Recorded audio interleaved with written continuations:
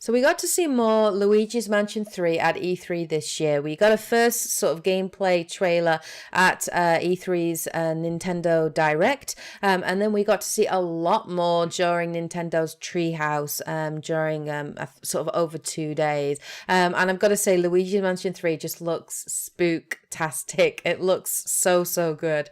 I haven't played any of the previous Luigi's Mansion games, so I am going into this game completely fresh with no sort of expectations. Dante has played the previous games and he has said they're very good, and I'm really excited to see Luigi's Mansion 3 come to the Nintendo Switch. So the general premise of it is a very simple one, of course. You play as Luigi throughout the game and you are invited to a hotel by Mario to take a vacation. You arrive at the hotel with Mario and friends, spend the night, and then during the first night something seems to go wrong. Mario and your friends are kidnapped or disappear by a ghost, and Luigi has to effectively rescue them by making his way through the hotel. Now, the basic premise of it is there is a lift, and you have to, this lift has different elevator buttons, so you have to recover these buttons to move up each level and progress through the game. As Luigi gets off of each level, you have to explore each level, uncover all its secrets. Effectively, it looks like you take on a ghost boss at the end of each level, and once you beat that boss, you retrieve an elevator button and then you move up the hotel to the next level. That's kind of how progression works in the game. Now, each level has its own unique theme and style.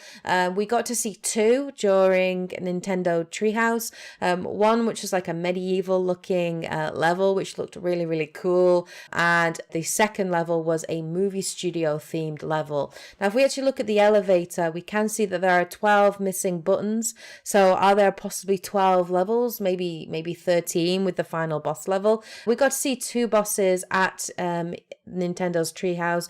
We got to see King McFright, which is the medieval ghost boss. He looks really cool. He's sort of like wearing this armor, riding a horse, sort of like a joust kind of thing. But that boss fight looked really fun. And then we got to see Morty, who is this ghostly director, and the final boss fight in that was like this kind of Godzilla scene that you have to reenact, and you have to sort of take down Godzilla that's attacking you with his special radiation breath, which began these big radiation balls, and you have to blow them back at him. Looks really good. The boss designs look really interesting. The level designs look really cool. I like the fact that they showed two very different style levels, and it's going to be really interesting to play each level and have it be a very different theme, so I'm really looking forward to that. The major thing that they talked about though was some of the new abilities that Luigi has in Luigi's Mansion 3. So of course you have your Poltergust G00. This is Luigi's weapon of choice, but it has had some upgrades. So you now have a slam move, so when you suck up a ghost, this builds up a bar in the middle, and once this bar is filled, you press the A button, and this allows you to slam that ghost into other ghosts as well as into certain objects in the world, which can be destroyed. It looks really satisfying. It looks really cool. It's a nice way of sort of doing crowd control as well. It's a nice way of doing multiple damage, and you actually gain more money for slamming enemies. So the more aggressive you are, the more you do this, the more money you're going to make, the more you can level. We then got to see something called a suction shot. This can be used for both puzzle solving and finding hidden areas, but it can also be used against shielded enemies, shielded ghosts. So you actually shoot a suction shot onto that enemy shield, and it has like a string on the end of it, and you then use your poltergust to suck that string and pull it towards you, which will disarm an enemy. But the suction shot looks really fun. I like the whole element of puzzle solving with it, so actually using it to sort of like uncover areas and destroy certain objects and pull things towards you. It looks really, really cool.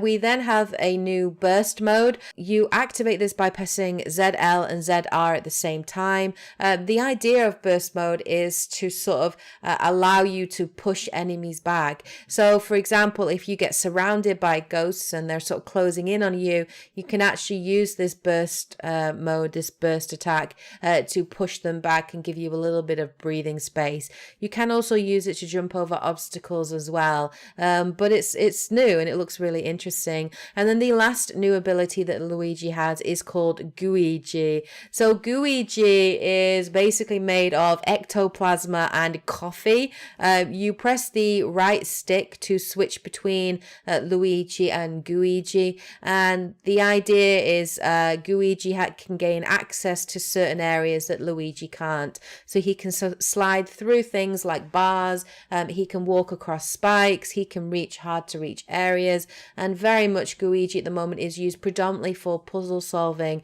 though we did get to see him fight alongside us against the Godzilla type enemy. But Luigi does have a weakness. He is water soluble. So Luigi's Mansion is predominantly a single player game, but we do know there is going to be a multiplayer mode in there as well, which is called the Skyscraper mode.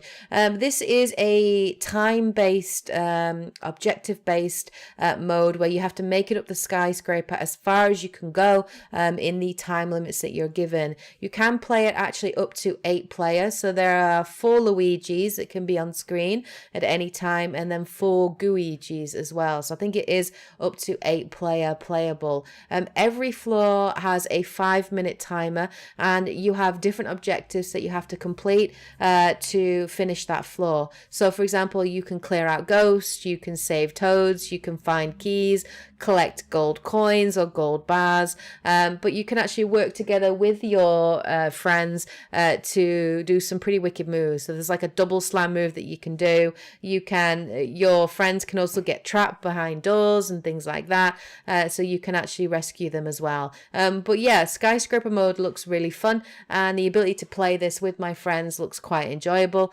They didn't say whether or not it was local sort of co-op, or whether like all 4 players had to own a copy of Luigi's Mansion 3 in order to play this, if this was actually played online, or whether or not you could just do local play. They didn't sort of clarify that, but Luigi's Mansion 3 looks fantastic. It looks really, really good. Obviously, I love the art style. I love the idea of the different themed floors on the hotel. Already really like some of the boss fights that were shown. I thought the different ghosts look really creative. The different bosses looked very different. The tactics that you have to use against them looked very different as well. So I really like that. And then Luigi's, new abilities look really fun to use as well. So Luigi's Mansion 3 is definitely a game I will be picking up and playing. We haven't got a confirmed specific release date yet, which makes me a little nervous. All they said was this game is coming out in 2019. So maybe we'll be looking at a holiday release around about November or December this year. I'm hoping this game doesn't get delayed and pushed into 2020. But hopefully we'll get some kind of confirmed release date soon. But Nintendo does what it does. It will bring out a game when it's ready to bring out the game. It won't rush it. And I've always been a fan of that. So if it gets delayed, it gets delayed. But Luigi's Mansion 3 looks great. And if you own a Nintendo Switch, I definitely think this should be a game that you should pick up and play. But anyway, I hope you guys are having a great week. Hope you guys found this video interesting and informative. I'll be back again with some more videos, so please look forward to that. Anyway, take care, guys and girls, and as always, happy gaming. Bye, guys.